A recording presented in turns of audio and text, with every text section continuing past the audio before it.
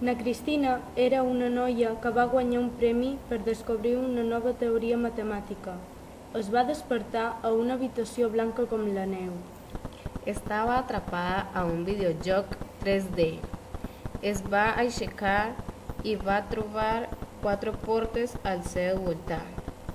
Va obrir-ne una i va encontrar a un alumne anomenat Paul.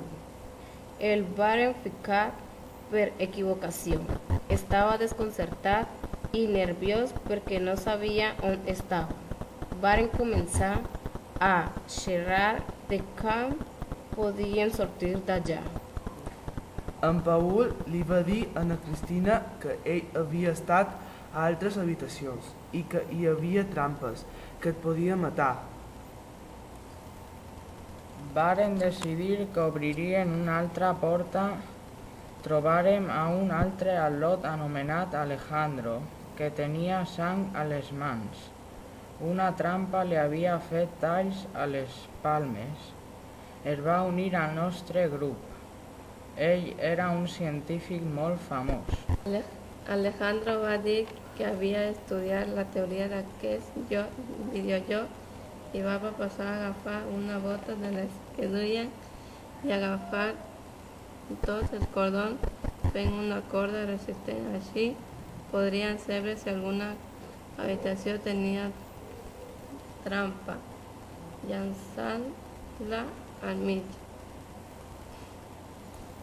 Alejandro va descobrir que damunt de cada porta hi havia 4 dígits. Els dígits eren en números romans, i si els sumaves i donava un número parell, no hi havia trampa. Si donava senar, n'hi havia. Varen passar 2 hores investigant com podien sortir d'allà. Na Cristina va dir que continuàssim a l'habitació següent. Varen veure a una al·lota anomenada Àfrica, que era una cantant famosíssima. Estava intoxicada amb un verí mortal.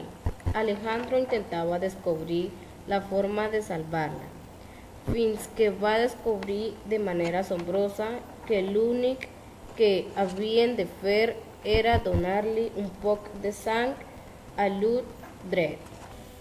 Al final, Àfrica va despertar d'aquell terrible malestat. Ella l'any passat li varen posar llavors, sabent que no sabia on estava la sortida en aquell maleït videojoc. Al final, Àfrica va dir que hi havia una habitació groga amb 5 portes, no 4. La varen encontrar i tenien un problema. Una d'elles era la sortida, però quina? Àfrica, que sabia la sortida, la va obrir a la fi i varen poder sortir.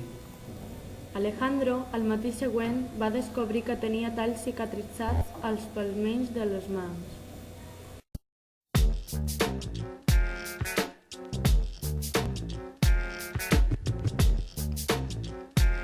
Turn me up, yeah.